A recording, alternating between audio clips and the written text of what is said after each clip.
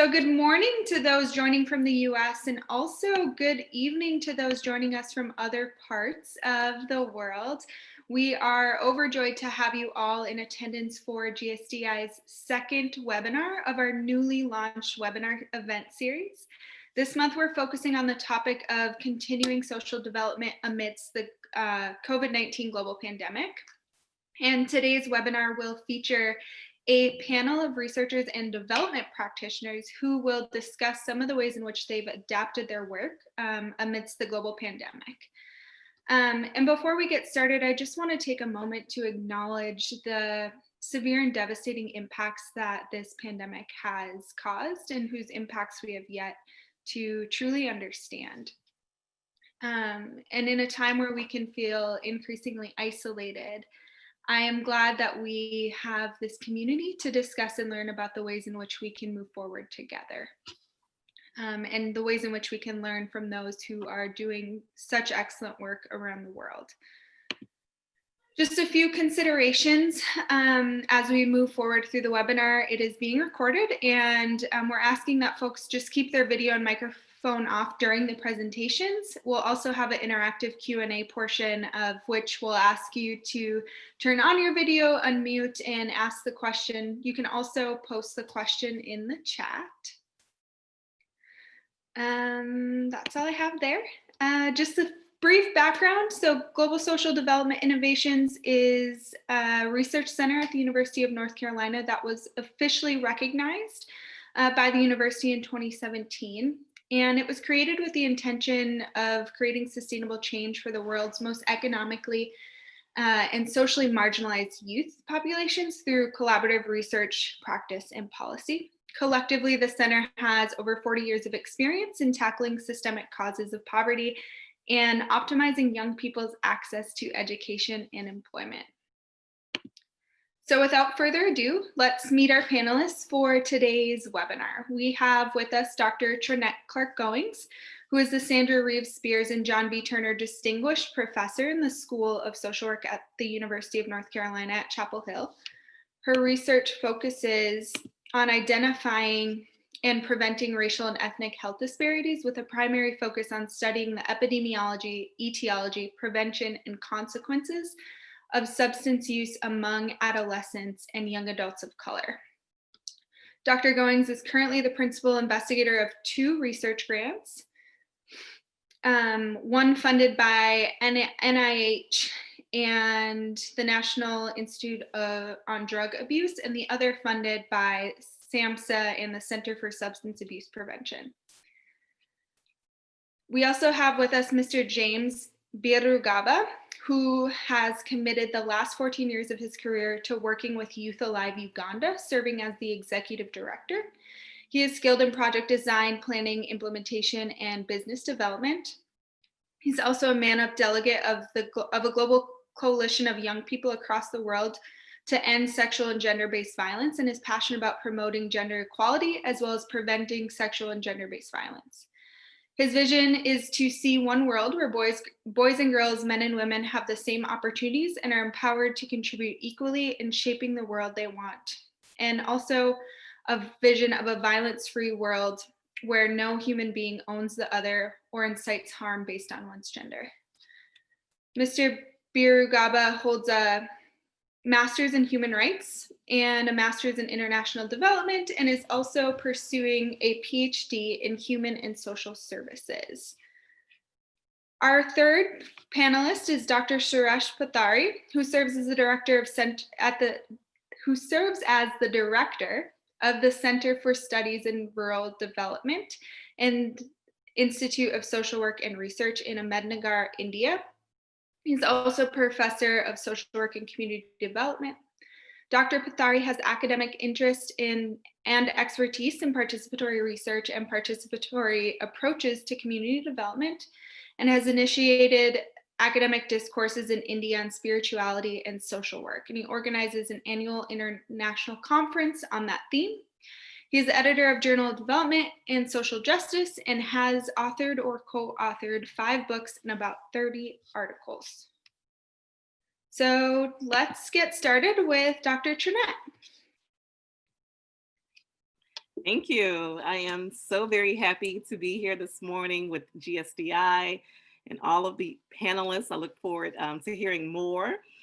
I will be talking a little bit about how we have modified one of my studies called SUPER, given the COVID-19 pandemic. So SUPER stands for Substance Use Prevention, Education, and Research, and it is a SAMHSA-funded substance use prevention study, specifically funded by the Center for Substance Abuse and Prevention. And we are implementing research in a rural and urban county in North Carolina. SUPER has two main goals. One is really the intervention research goal. And here we are implementing and evaluating a substance use prevention program targeting middle school age youth, ages 11 to 14. And so this is a primary prevention universal program, again, with the goal of preventing substance use before it begins, right? So before there is any initiation, we want to prevent that. So we're implementing the youth substance use program. We're also implementing a parenting program with the same goal of preventing adolescent substance use, specifically focusing on alcohol, cigarettes, and e-cigarette use. So again, the first goal is really the intervention research. And then the second goal is macro practice. And so here we are trying to increase the participating community's capacity for prevention research, even after this grant ends in 5 years, right? We want to begin thinking about sustainability from the very beginning so that when the grant ends, the counties can continue in their efforts to prevent adolescent substance use. And so the way that we're planning to meet these goals are by first, of course, starting with a solid needs assessment. So we've conducted a needs assessment using multiple sources, including existing data, interviews, a very solid systematic review, with the goal of understanding the scope of substance use in these counties and the county's resources and readiness to take on this work. We are also implementing BOPFN's life skills training, which is an evidence-based substance use prevention program that has shown good success in preventing substance use. And so this is the program that we're using to implement and evaluate substance use prevention among our youth. We're also implementing Triple P. A lot of people are familiar with Triple P, which has had good success in helping parents better communicate with their children, better manage difficult behaviors. However, there is almost no work on research that exists regarding whether Triple P has an impact on their children's substance use. And so this is one of the ways in which we are helping to fill a gap in the literature. And to achieve the second goal of increasing counties' capacities for prevention, we have an adult and youth advisory boards who we meet with quarterly to consult not only about the research, but about the activities that we're implementing to try to enhance counties' prevention science infrastructure. We are implementing workforce trainings, again, wanting to leave the counties that we're doing this research in more equipped for prevention when we leave. We're also engaging in substance use awareness activities, which is targeting people across the board. And we have social media campaigns and infographics and toilet talks and lunch and learns. So this is really a multi-level, right? Targeting youth, parents, practitioners, that's everyone from school officials to family practice physicians, to policymakers. We're also regularly meeting with policymakers about the kinds of policies that impact youth substance use. So SUPER was funded a few months prior to COVID-19 emerging in the United States. And so in some ways you would think that maybe that advantaged us. And I'm not so sure though, because many of the people we were hoping to partner with were no longer available given COVID. And that again happened at the beginning of our study, which as you'll see as we go forward, made recruitment especially challenging. But early on, when COVID emerged and we were listening to CDC guidelines and NIH feedback about how to interact in COVID, I reached out to my team, both the implementation team and the evaluation team, And I suggested that we begin preparing to deliver our programs online, although we had planned to deliver them in person. So one of the first things we did to adapt to COVID was to develop an online program delivery protocol for our interventions. And so some of the ways that we made these adaptations are we put all of our forms online, especially the assent and consent form, so that youth and parents could sign electronically. Again, we had planned to do this in person, but everything went online in addition to our survey, which was already going to be delivered online. We had planned, we had a very rigorous process for data collection that included having several people involved with data collection and almost an assembly line of how we would manage that process. But now we needed to think about how we would collect data online. And so we developed a process where we would mail participants the intervention materials 1 week prior to the intervention. And then 1 day prior to the first session, with data collection being the first session, we would both email and text our participants their unique IDs. We would also submit them their Zoom link so that they would know how to join us. We would also submit a survey link so that when we're in the Zoom session, they would be able to access the survey.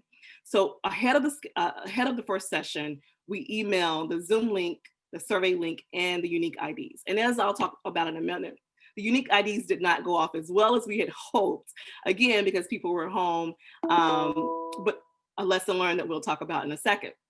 Another thing that I did very early on is that we trained our interventionists in how to use Zoom. So not only how to use Zoom, but also how to facilitate the interventions online.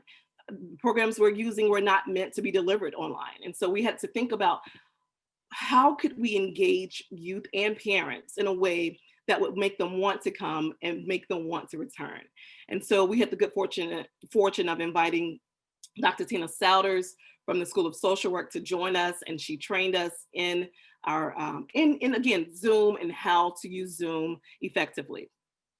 We also had to modify our protocol for handling gift cards.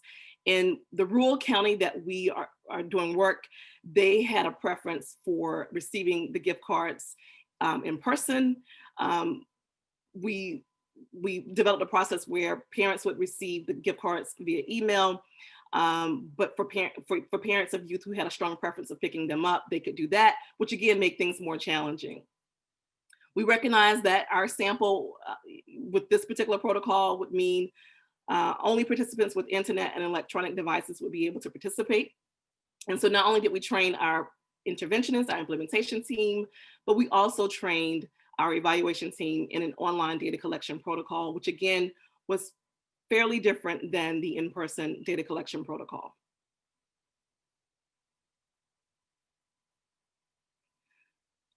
So what we learned as we started the online program, we had some difficulties. Again, I'll talk about it in a minute with recruitment, but we also learned that the parents, especially in the rural area, were looking forward to their youth being in person. They were looking forward to that. They had a strong preference to be in person for various reasons. Some of it is that they like the in-person relationship building. And so we eventually transitioned to in-person program delivery. Given, again, listening to our community, we transitioned back to in-person program delivery, but we modified the original protocol that we had established. So one of the first things we did, of course, was ensure that our implementation team followed UNC's and the county's policies regarding social distancing. And so there were several policies, including forms that we were required to give all participants, having participants sign off that they understood the policies. But this meant that we could serve fewer youth in each session due to social distancing, right? So prior to COVID, we could have served in, for example, our curriculum, our youth curriculum, we could have served up to 30 youth in one session. Given COVID, we could only serve 7 to 10 youth. So this meant having more groups It meant more implementation time. The interventionists were scheduling more sessions, more groups, which meant more resources, right? More budget needed in order to make that happen. It also meant that because of COVID, we could one of our partners, community partners, provided transportation for youth. But given COVID, we had to have a conversation about what that would look like. And so again, it meant that they could only transport about a quarter of who they would typically transport.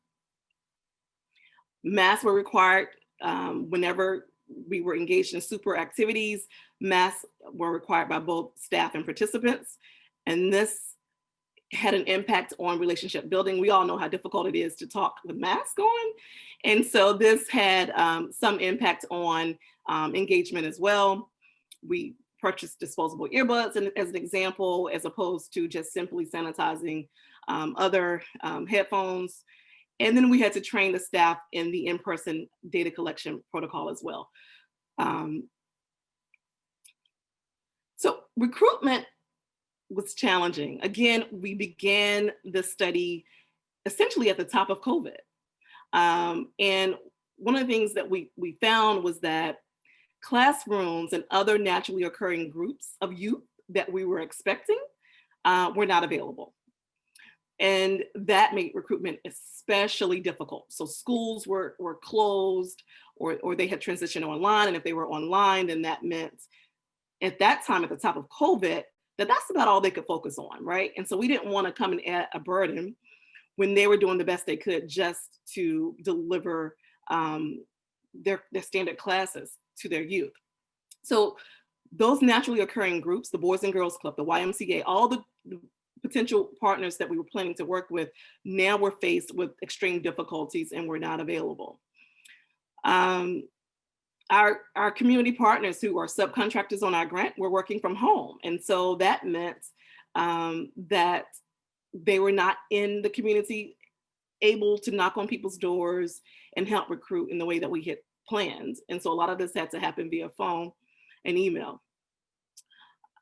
In our rural county, which is an economically disadvantaged county, one of the poorest counties in the country, most youth did not have access to computers or Wi-Fi. And so schools were faced with this difficulty, as were we. And then those who had Wi-Fi had connectivity issues. Again, a very rural, isolated area. Other challenges that we faced, we had a team member at one of our partnering agencies who was on the implementation team who tested positive for COVID. So that meant that she had to quarantine, as did the entire implementation team, because they were a very close-knit group. And although they practiced social distancing for super, when they engaged in other activities that were not super, they didn't necessarily do that. So there were periods of times where we would have to stop implementation due to COVID because a team member tested positive. Another time there was an employee in one of our agencies who was not on the super team, but the person tested positive, and it again meant that agency had to close. Another challenge with recruitment was just the fact that COVID is here and COVID is stressful and people are getting sick and people have real concerns. And so we found that families and youth were experiencing higher levels of stress, right? Thinking about how they're going to pay their bills. Some people are essential workers and have to work in person. You think about markets and delivery people who had to work in person during COVID. People had to think about childcare. So this study was not necessarily at the top of their list, right? They're thinking about how they can meet their basic needs. And again, that impacted recruitment. Another way that recruitment was impacted is that in-person meetings by myself and my team members here at UNC were no longer an option. We had to transition to Zoom. And so prior to COVID, I was in the community about every other week meeting with my team. And when COVID emerged, we then transitioned to Zoom. And I think that had an impact as well, because I was no longer there, able to coach, able to motivate the team in person. And I think that had some impact. Another is Zoom fatigue. I think people expected that they would not necessarily want to be on the screen after they've been on the screen all day, either for school or for work. Retention is also a challenge. Participants are less committed to screen appointments. So although they seem to be a little more apt to enrolling, they are not necessarily committed to showing. Again, Zoom fatigue. People are on the screen. Some of our youth are in classes from 8:30 in the morning until 3 p.m. Do they want to join us at 4 p.m. For 45 minutes? Same thing with parents. Do they want to join us for an hour and a half or 5-6 weeks? It has made it challenging. Our youth substance use program is normally a very fun time. People love this prevention program. I've used it in the past. It's a very highly interactive and engaging program, but it's less so when it's virtual. And so I think that impacted retention. And again, when a team member is diagnosed with COVID, it makes parents think twice about whether or not they want to send their kids to an in-person session, which the community again preferred. So we have learned quite a bit about doing intervention research during a pandemic. One of the things I'd say we learned is that implementing a program online is much more difficult than implementing it in person.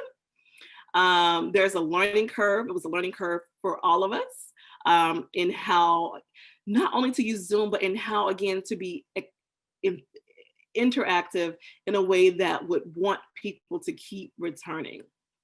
It's also more difficult, as I said, to keep people engaged and committed to showing up each week via Zoom. And we saw this especially for parents, believe it or not, more so than youth.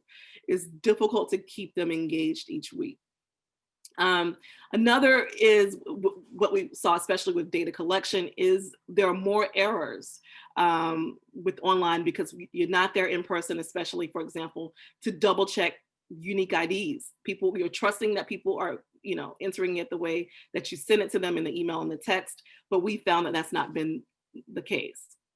Second, recruitment is very difficult, as I've talked about, when you cannot go out into the community and meet people face to face. And especially when normal practice settings such as schools and after school programs are altered or canceled. Attendance and retention are reduced in online programs. As I said, people may be more apt to enroll, which will be promising. And then unfortunately, we've seen that they don't necessarily show to the first session despite their enthusiasm.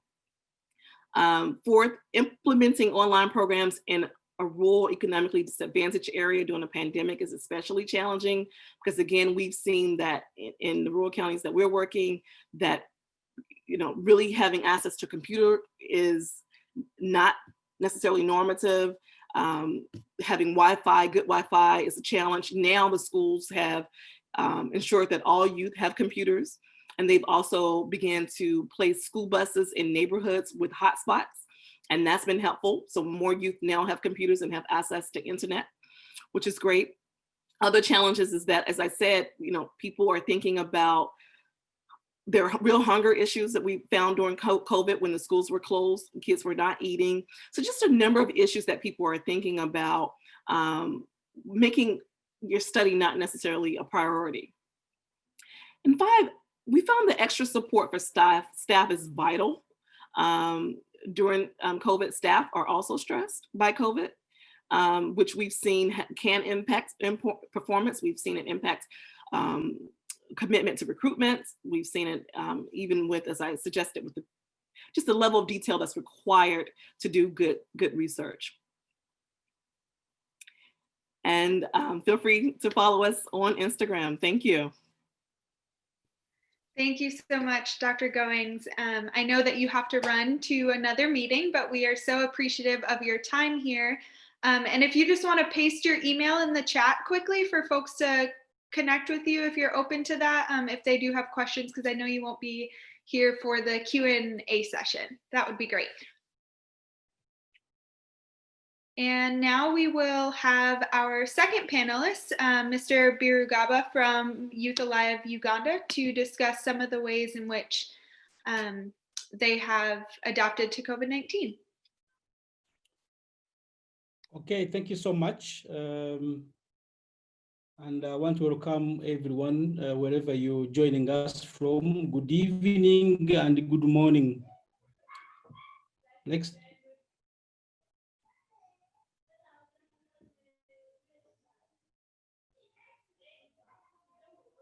So just a bit about Youth Alive. We are a national NGO in Uganda, and we are over 26 years. Our history is in HIV prevention, but over years we had to, diversify our interventions to address the evolving needs of young people. So currently we focus on 4 thematic areas. That's health, livelihoods, education, and the human rights. And this is good together by skills development and mentorship. And under health, we comprehensively look at sexual reproductive health. For example, age-appropriate family planning. We do comprehensive sexuality education, but quite important, we also do HIV, comprehensive HIV response, and especially addressing the epidemic control gaps, especially ensuring that young people and children that are HIV positive remain into care, but also they are suppressing the virus. We also do capacity building on issues of mental health. Next. Then our livelihood aspect focuses on basically supporting young people to start and sustain their own enterprises, to create employment, but also reduce poverty levels. So we do a lot of entrepreneurship training, supporting youth groups, to start businesses. We do financial literacy. We do the savings groups. Then we also do linkages to financial institutions, as well as linkages to markets, but also supporting our youth groups to access other government resources. The other aspect focuses on human rights, which aims at increasing civic consciousness and competence for young people to know their rights, but also claim these rights. But quite important, be part of leadership in their communities, because we believe young people in Uganda are the majority. They form about 78%, and therefore they need to be at the tables where decisions are made. So they need to be in leadership positions at whatever level. So that's what we do. We build their capacity, not just to sit, fold their hands and think about good governance, but we want them to be part of these processes. We also do environmental protection, environmental conservation, supporting our youth groups to plant trees, but also running campaigns against plastic use. Next.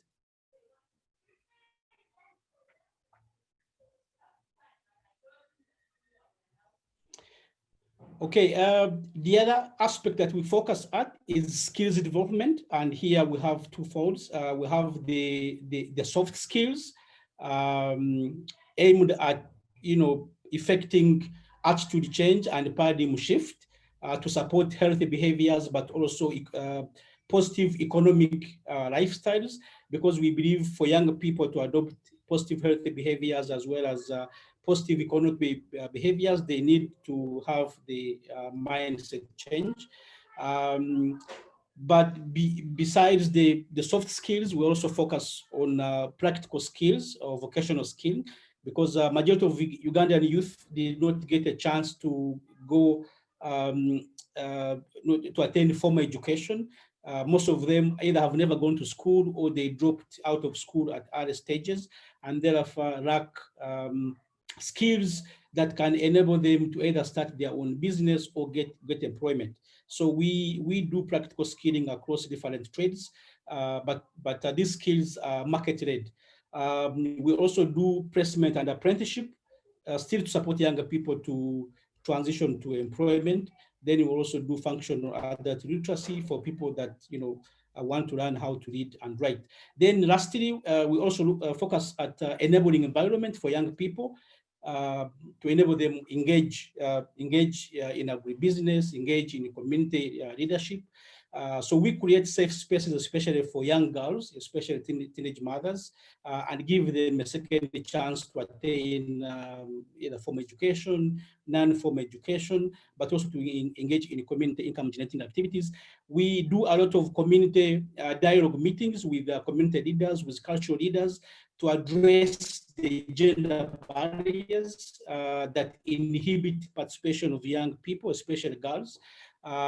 We do advocacy for young people to access land, especially those that are interested in participating in business. We also advocate for other policies at community level that basically allow young people to to participate in enterprise development, but also in self-determination. So I can sum our mandate in two. Our mandate is to keep younger people alive as well as productive. Next.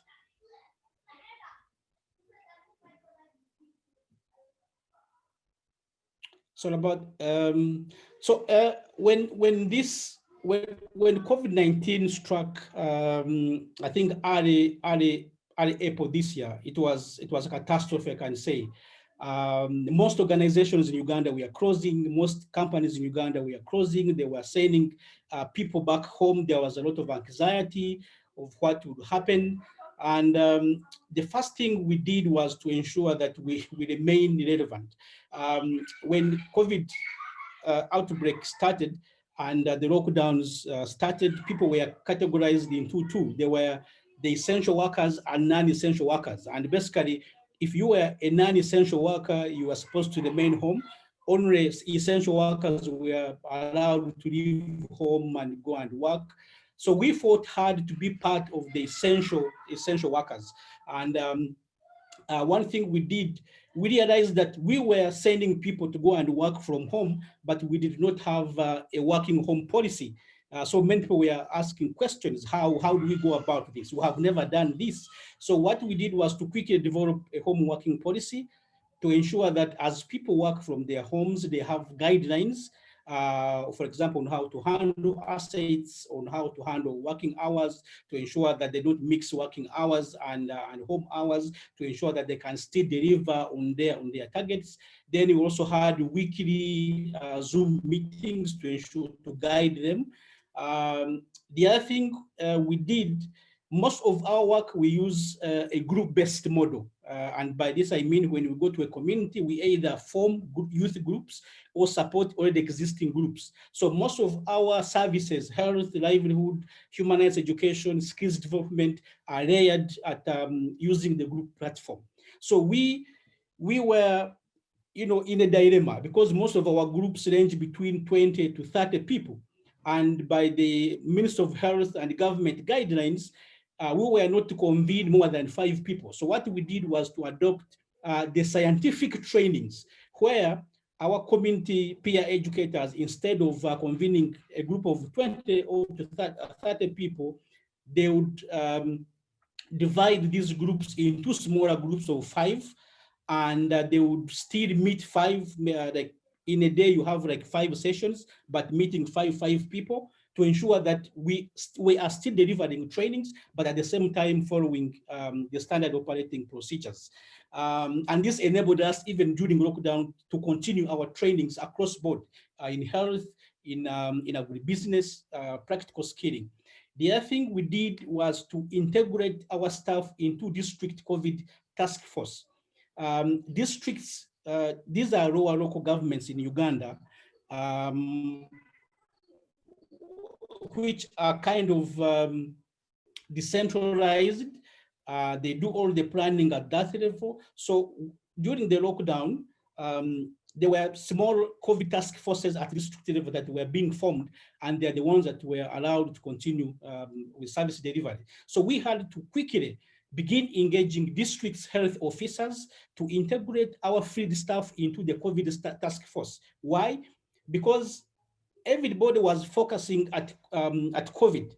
and they were neglecting the other core services, for example, sexual reproductive health and HIV services. People were confined in their homes. They were not allowed to go to health facilities, and yet they still needed the services. So what we did was to ensure that our staff, of course, we first sensitized them, gave them guidance on prevention of COVID. We bought PPEs, masks and gloves. We facilitated them to use bicycles and motorcycles, and these were key in delivering non-clinical services, especially psychosocial support, counseling services, but also they would go to health facilities to pick drugs, HIV drugs, as well as family planning supplies, and deliver them to people's homes. So they were doing home-to-home deliveries. So this enabled us to continue providing sexual reproductive health services during COVID. The other thing that we quickly adapted to was the utilizing the virtual space. We were using virtual space previously, but not to the scale I would say was really huge. But this time we were quick to realize that we need to tap into virtual space to continue engaging with our staff, to continue planning with our field staff, because we have staff that are spread all over the country, and they were looking up to us for continued guidance. So we had to hold weekly Zoom meetings. Of course, like the previous speaker said, people didn't have the capacity. So we had to first build the capacity on how to use Zoom, for these meetings. And the virtual space enabled us to continue planning, to continue engaging our field teams, to continue getting feedback on what they were going through. And that kept us going. The other thing that we realized was that there was need to do awareness on mental health. Most of the health workers that we work with were going through a lot. Most of them were confined in health facilities. Most of them were being discriminated. So there was a lot of stigma and discrimination because they thought since they're health workers and they're probably interacting with the COVID patients, they are likely to get COVID, and they were being discriminated. They were incarcerated basically, and they were going through a lot of mental stress. So we were quick to realize, and we were quick to also design capacity building sessions for health workers, and also awareness on how to deal with mental health issues. Next.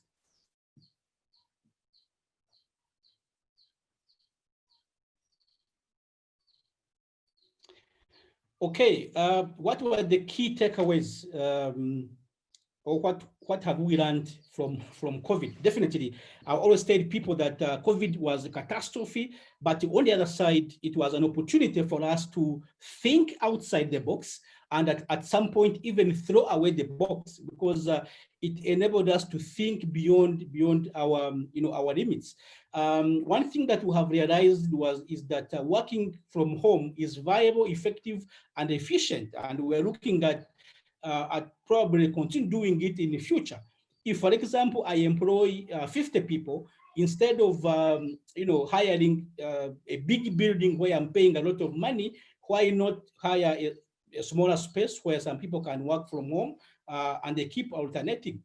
After all, we have realized during this time that once staff have clear terms of reference and proper guidance, their effectiveness and efficiency remains high. So it doesn't matter whether they are working from home or at office, they can still deliver. So they need to tap into technology, quite important, developing the infrastructure. Like I said, we have realized that there is much more we can do using the virtual space, especially online training, conducting staff meetings. Instead of calling staff every month to come to the head office for a meeting, we have realized that actually it is cheaper to do it virtually. The other thing that we have realized is the need to focus on social protection mechanisms for our staff. And here I mean looking at saving options and income diversification for our staff to ensure that in the future, if such pandemics strike again, our our own staff, but also our young people have multiple sources of income, so that when one source is affected, they can fall back to the other source. Because what has been happening is that you find teachers who are only teaching. You find our youth groups who are probably into agriculture, and they are in one trade. And when this source of income is affected, they have nothing to fall back to. The other thing that we have learned is that as an institution, there is a need for us to grow our own source of funding by investing in income generating activities and reduce over reliance on donors. Because during this time, a lot of donors cut funding, and at some point, some projects had to come to a halt. We had to also cut on the budgets. But if we had our own sustainable source of income, then we would be able to reduce on the effect. Lastly, or second, there's need to invest in safeguarding our staff. During this time, we realized that our field staff were at risk. We were focusing on supporting other people, but then we realized that sometimes we are putting our staff at risk. So there's need to look at our safety policy and ensure that our frontline staff are more secure and protected. But also, lastly, quite important, we learned that there is need to invest in the local structures, because in our absence as people who work from the institution, it is the local structures that remain. So we need to build their capacity so that in the future, if such a pandemic strikes again, they have the capacity to continue service delivery with minimal support, or even if we are supporting them virtually, then they can be able to implement the services. Next. Okay, I think that's all. Thank you so much. Online, I have Jude Okongo, who is our director of programs. In case there's something I forgot, he can supplement now or later. Thank you. Excellent. Thank you so much. We will have an opportunity for questions and answers after our final presenter, who is Dr. Pathari, who joins us from the Center for Studies in Rural Development. Thank you, Miranda. First of all, let me express my thanks to the organizers, Dr. Gina and GSDI team, for providing this opportunity to share what we are doing in India. First of all, let me explain you where I come from and what we are doing. We are located in India, central part of India, the state called Maharashtra. And even in Maharashtra, we are located in a place called Ahmednagar, which is a drought prone zone and also a rain shadow area, where we have large number of migrants move from these villages during summer and after monsoon, when there is no water. So they move to cities for work. And I come from an academic institute called Center for Studies in Rural Development. This is an academic institute engaged in developing, preparing the committed social workers, who are a cadre of people who are ready to take up responsibilities for rural community development. This was established in 1961, and the idea of this initiative of establishing this kind of center was to revitalize the higher education by making this higher education relevant to the rural context. Our society, the management that our institute belongs to, is started the first college in this area because they brought the higher education in this area. So our whole efforts right from the beginning was how we can make this education relevant to rural context, and how we can respond to the needs of the people with involvement of academic community. So next,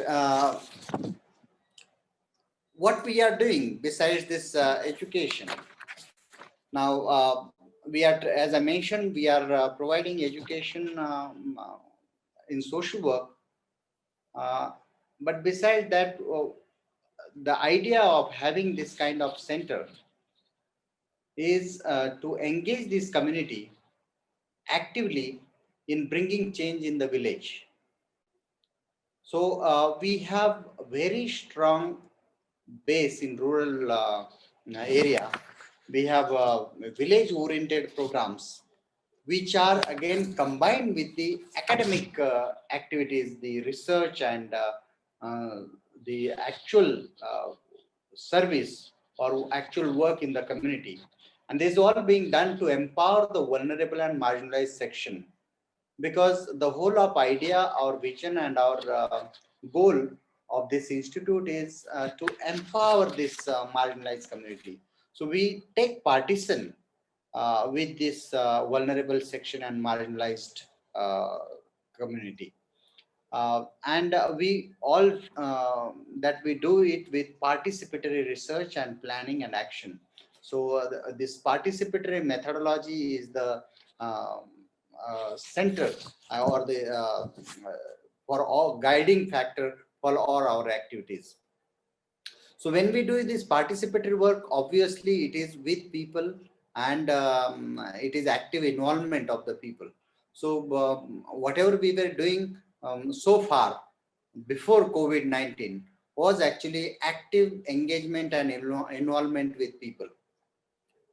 We also follow this bottom-up approach where whole of our work is to uphold the dignity of every person by working on the issues of poverty, hunger, homelessness, loss of livelihood, ill health, discrimination, oppression, and injustice. These are the big words, but we have small programs through our students and faculty, and also field staff, whereby we bring small changes with people, uh, planning with people by using this participatory methodology, and having these programs with government and other NGOs. So whole of our approach, being an academic institute, we work in close collaboration and cooperation with the government agencies, line departments, and the other side we work with the NGOs and also the industries in this area. Now this is the brief that what we are doing. Now as I mentioned that we are directly working with people. Now, when we work directly with people and then our target group, or what we say that our partners, the stakeholders that we work are in the community. And again, they are the vulnerable sections. So the impact of pandemics is visible, like everybody mentioned. It is visible globally across the sectors. But then it has been affected on marginalized section, especially women, children, and in Indian context, we have people, large number of people who migrate for their livelihood. So the migrant workers, and also it is affected largely in India to the Dalit community, who are formerly untouchable community, who had experienced this for centuries. The untouchability is basically the touch of the person was polluting. And with this COVID-19 situation, where the physical distancing and then wrongly quoted the social distancing has again brought in that untouchability kind of situation, because the vulnerable section and marginalized section of this Dalit community, They are the people who are involved in service sector. They are the drivers, they are the domestic workers, I mean, helping the household in the families. They are working in the gardens, they are doing all kind of the service and manual work.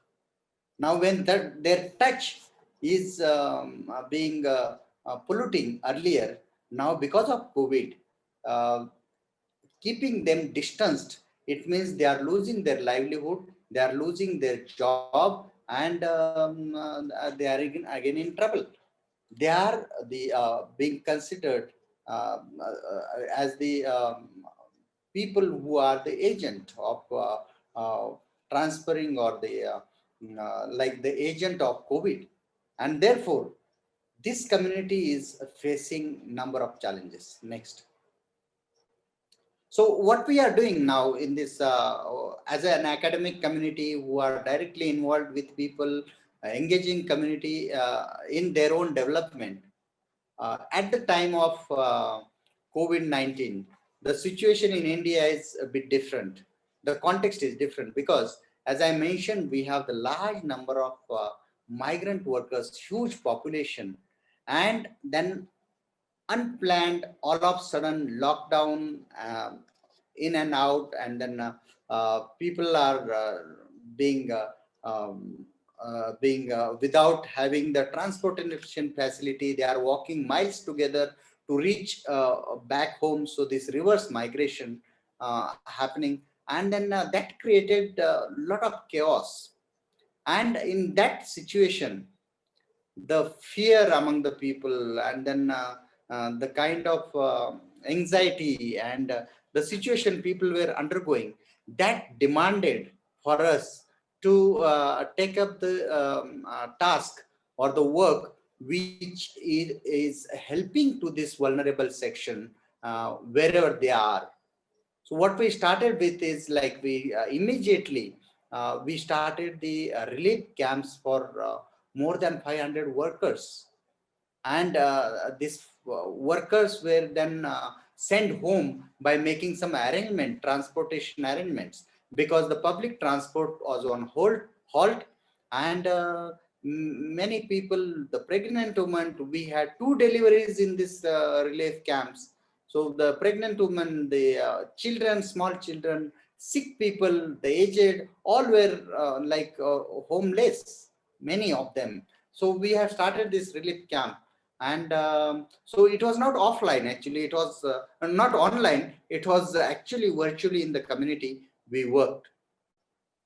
While doing this, in fact, as I mentioned, that we always work with government and then NGOs. So we had collaborative efforts. Actually, we worked with health workers, we worked with police, we worked with other NGOs, and this was collaborative efforts while helping this migrant workers and the people who were requiring the help.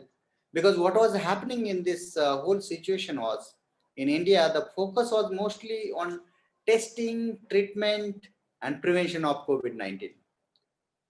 And then what was ignored is people and communities who were going through the various social problems, as well as adjusting to the current lifestyles, and fear of disease across nation was being ignored. Uh, the population was actually, this abrupt lockdown has brought millions people below the poverty line, and because of that, the basic needs like food, shelter, uh, this was the requirement of the time. And therefore what we did is, we started, and then some of the vulnerable sections like sex workers, and then of course we also work with the poor who are like on the street. uh, uh, the medicine was required, the food was required, so we distributed the ration kits with the justice mission organization.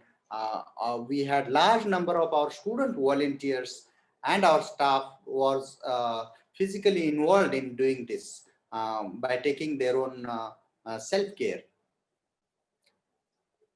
Uh, Another job or another work that we did during this is awareness creating education for sanitation and personal hygiene, because the Indian condition and the large number of population, we have shared toilet facility, shared and also like open defecation. Large number of people go for that. Water scarcity and how to do this personal hygiene in that. uh, Not availability of not just sanitizer, but we had no water. And in that condition, I'm talking about the rural communities where we live, because initially the COVID was in urban area, but eventually it shifted to the rural areas, and the situation there was really difficult. And all this situation, loss of job, loss of livelihood, the frustration, the stress, all this created a lot of mental health challenges. And in order to address these mental health challenges, we started this psychosocial support. We had the de-stress helpline. This was taken up at national levels. Helpline we handled with the help of our students and our faculty. And of course, we had tie up with other universities where psychosocial support was provided to people. And of course, we had this community kitchen to provide the food to the people who were walking on the street. Like, as I mentioned, that trains and then buses and all the public transport was not there. So we did that work. So these are the things that we did. And of course, in all this situation, like we as I mentioned, that we work with the participatory mode. Of course, we had the community involved in this work, community volunteer. So what we have to done is that adaptation, training them that how we can take care of ourselves when we are helping others, and adjusting to this changing context, because maintaining physical distance was very difficult even for our own people when they were helping others. Some of the takeaways and the lesson learned, like now these are the big statements I would say, but then of course um, we felt strongly that when the social development must address the needs of these migrant workers and the Dalits, particularly in India, and the poorest household, as they are affected via multiple pathways. I mean, a number of ways they are affected, socially, economically, and of course psychologically. And all this is creating multiple issues, and therefore we must address their issues in this social development. And therefore we are also working with NGOs. So this takeaway. Then another thing is building community resilience, because we realize that this community resilience and social capital, like working with each other and helping each other, that shows the strong, effective strategy to mitigate the impact of COVID-19. Because this is going to now post-COVID, we are in the unlock phase, but the situation with regard to this affected community is still not back on the track. Uh, Another thing that we realize, that working in a team in coordination and collaboration with diverse agencies is required. Because if we are providing the psychosocial support, we have to work with other number of agencies for referral, for collaborative support, seeking support. Because if we have to give the support to the affected people, and then we have to work at multiple with multiple agencies.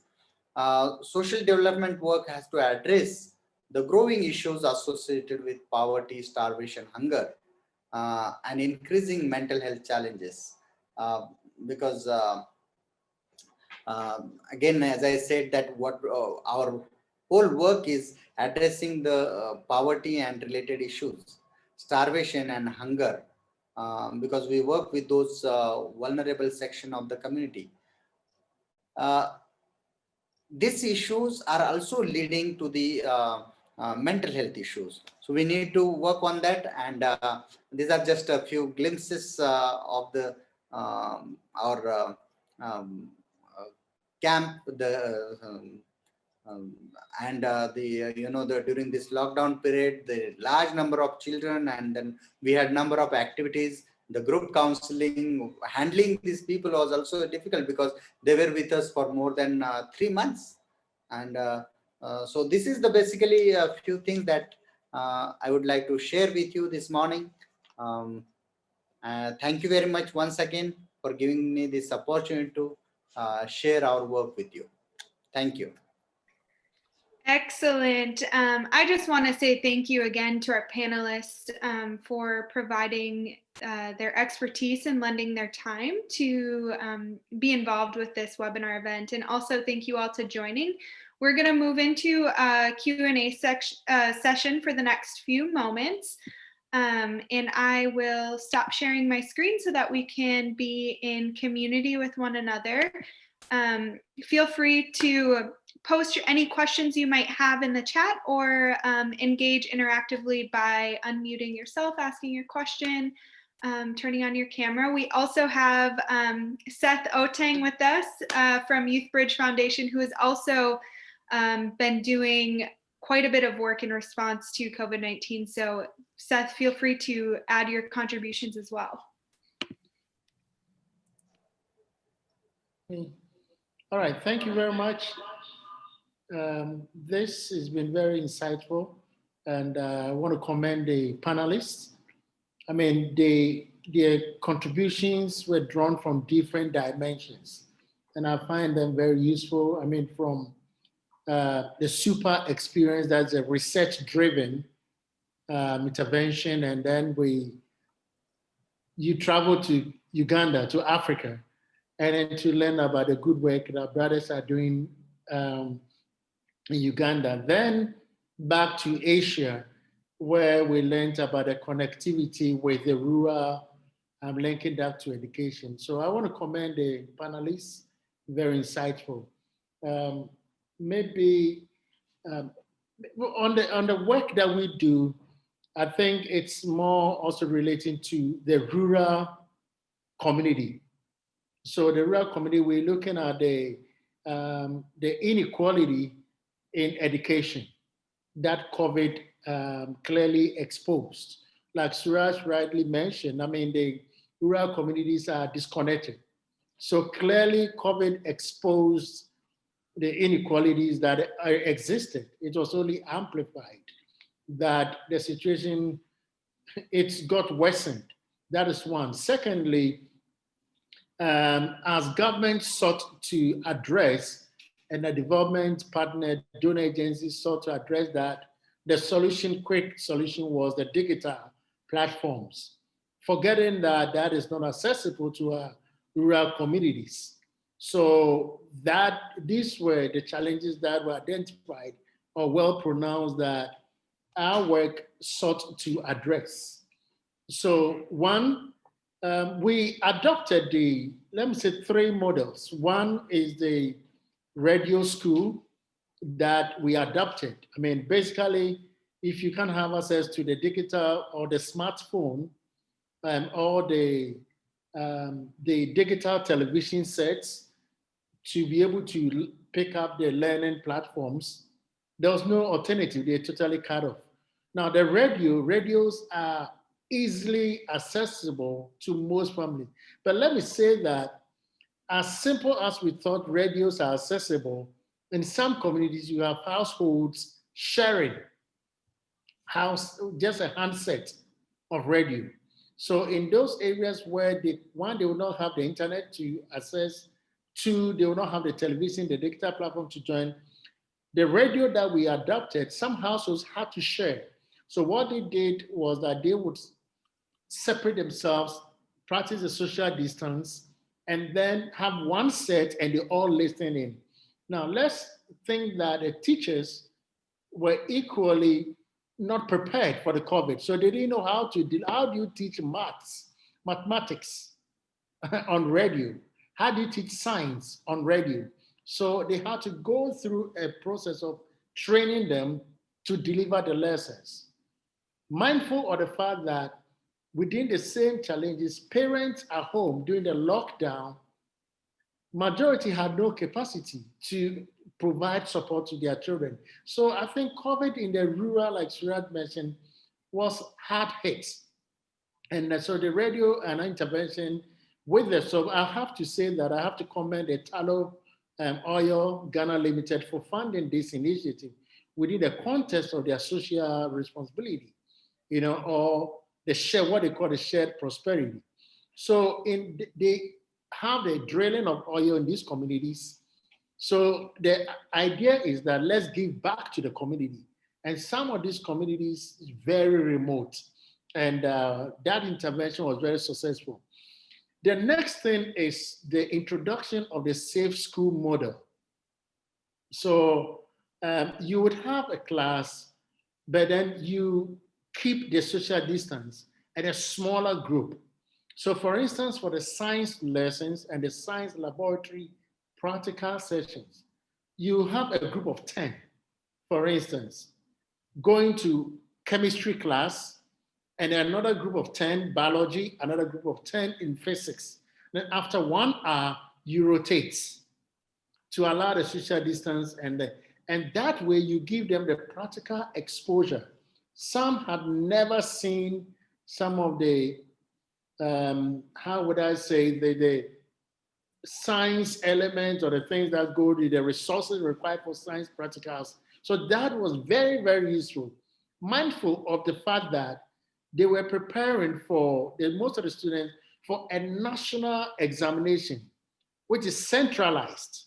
So no matter how the remote you are, you're writing the same examination with someone in Accra, in the city with all the resources. So clearly, there was a clear pronouncement of inequality. Now, so Safe School model offered an opportunity. Then the third component then is that you have teachers who lack the capacity to deliver the lessons. So you build their own capacity, one, to deliver the Safe School model, two, the radio lessons, and then competency in weak subjects. So someone is maybe weak in algebra, geometry, or something else. Then you have someone who has stronger competency in that area. So you put up a teachers volunteer corps where there's a peer-to-peer mentorship. That way, you provide a support system to the teachers to be able to provide that support to the target benefit, that is the students, and of course the parents who were lost then benefited from that. So these are things that for us are very useful. And the final model that we adopted is what we call the cascade of mentorship. So community members, we made them understand that they take responsibility in making sure there's progression in their own community. So there's a cascade of mentorship that those are the college levels get mentored by professionals. Those who are working in the working class, they mentor them, provide career guidance and the rest to them. Then those at the tertiary level, college level, come to the secondary, senior high school level, that is your high school level, to provide support in weak subject areas. So it's not just mentorship as to career, but your areas of competence, mathematics, the sciences, and some of the social courses, geography and the rest. So the committee assumes, so those in the senior high school now provide support to those at a basic level, the primary level of education. So this cascade of mentorship is owned by the community. So the community sees that responsibility, that progression is a collective responsibility. And that for us has really worked. Paul is there. We are looking at how we can adopt that in the African and the minority communities in the US, in Maryland area, to look where parents, second generation, third generation parents have no capacity, for instance, to provide after-school support. So how do we lift such models, Ghanaian or the immigrant communities, how do they support their children? And in the COVID era, so it opens the door, and these are discussions that Paul and us are having to see how we could support the programs in the Maryland area as we have the youth branch. So Paul, is there anything you want to add? Yes. Yeah, good morning, good evening, everyone. So I think first and foremost, let me thank all the presenters. Paul, your microphone is off. It's on, actually. It's on, okay. It's on, yeah. Yeah, I wanted to thank all the panelists for the wonderful presentation. A lot of work went into, what you presented, and it gives a lot of insight into the work that you are doing. So thank you for sharing. Now, as far as what Youth Bridge Foundation USA is doing, we are relatively young, and we are working very closely with Youth Bridge Foundation Ghana, as just mentioned, so that what they are doing that is working, even though it's in Africa, yes, we have a huge diaspora population here who are facing very similar issues and challenges. So the idea is we are going to be working very closely with Youth Bridge Foundation Ghana, and there will definitely be the need for some modifications here and there, but it's going to be based on best practices, and we'll be supporting not only the children, but also the parents, actually, a lot of whom find themselves lost in this whole new world that we are finding ourselves. So we haven't started doing anything quite as yet, but we will be reaching out to some of you, and we'll be collaborating as we set out to do what we want to do. So thank you once again. Excellent. Thank you both for providing that additional insight. Dr. Pathari, I see there is a question in the chat. Someone is requesting your thoughts on how corporate social responsibility partnerships are furthering livelihood opportunities and education for children in rural areas with assistance in technology. Okay. Thank you for that question, Gokul. Of course, the India has very robust CSR law, but what happened is during this COVID, CSR funds are all diverted to the PM cares for starting the COVID centers and quarantine centers. The most of the CSR fund is diverted to PM cares. But whatever commitment, the earlier commitment of CSR for education or for the health, that is being there.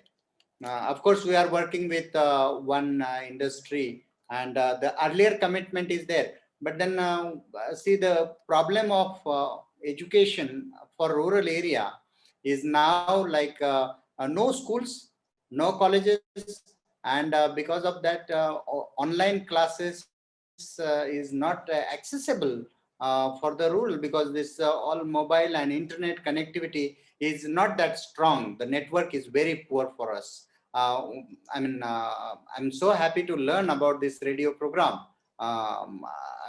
Such a wonderful program. I think radio is a program is very good for us. But then online classes happening without technology. So that's what it is. I do want to be respectful of everyone's time. We are about 2 minutes over our time scheduled for this webinar. So if there are maybe 1 or 2 remaining questions, we can have those answered for the panelists. If not, also feel free to exit the virtual meeting if you need to go to another meeting.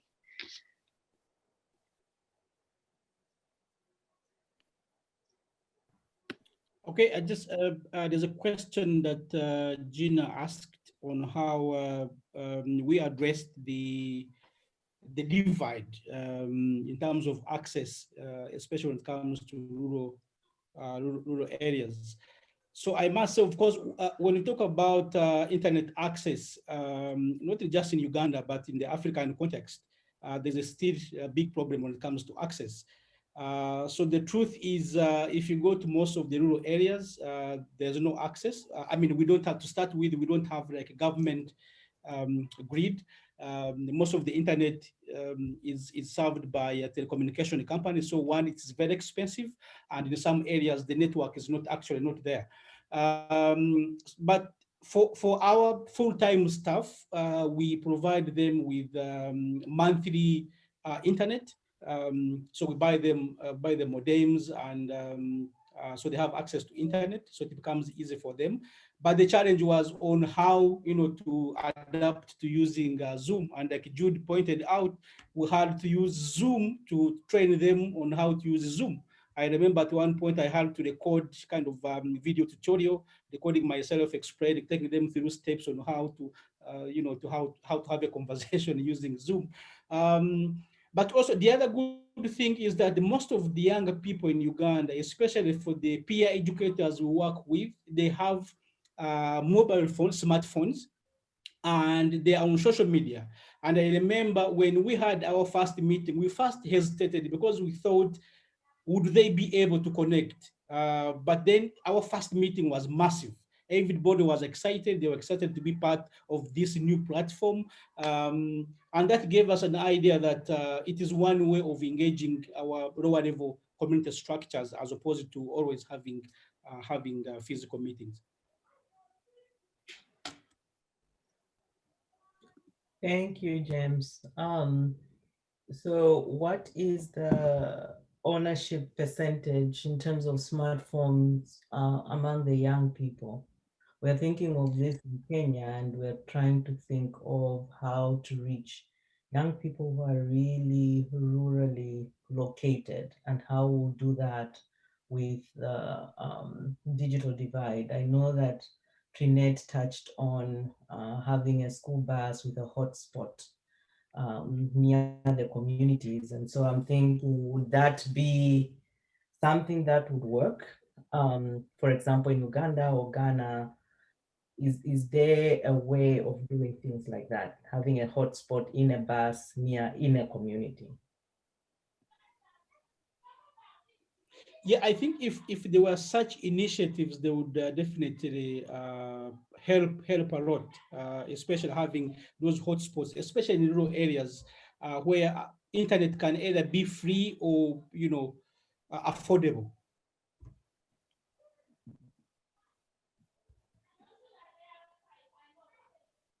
Thank you.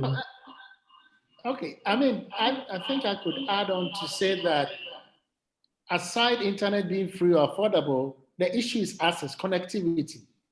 It's the infrastructure is very weak. Even masts in some of the rural community, you can hardly get access. So maybe advocate for improved infrastructure if we are to move beyond that. Yes. So there are those, Seth, there are those, what do you call them? Rain. What is that we buy when we go to Lundazi that you connect straight to the computer? Is it a modem or a Wi-Fi? MiFi? MiFi, yes. So you have the MiFis which you can give to workers, but I'm really thinking of a way in which we can have a centrally located sort of bigger MiFi for the community. And so would that depend on the infrastructure? I'm not sure how that would work, because I know that the MiFi doesn't really, does it depend on the infrastructure? I wonder, but can we get something similar that would reach a bigger number of access points? So for the MiFi in Uganda, like I said earlier, they are served by telecommunication companies, and Uganda will have several of them. So it depends whether a village or a community is covered by that network, because there is no single telecommunication company that can claim national coverage. You will still get to some villages and the network is either not there or very poor. But again, if if there are some other areas where the network is very good and where the MiFi would still work. So it's again, going back to Seth, it's an issue of advocating for infrastructure, working with telecommunication companies and saying we are in this, that, and the other community, what could be done in those communities to improve access. Yeah, true. So like he mentioned, it's both the infrastructure, but also the means to access, because it's possible that you build a big mosque in this village and internet is available, but people don't have smartphones or computers to access. So it's basically both. Great, thanks. Wonderful. Thank you all again for your contributions. We are so appreciative for your attendance at this event and the next webinar series. So GSDI is doing bi-monthly webinar series. The next one will be in January and topic is TBD. And we will also be having a lunch series in December where we will talk about some of the work that GSDI has been doing. Thank you all, and that concludes this webinar event.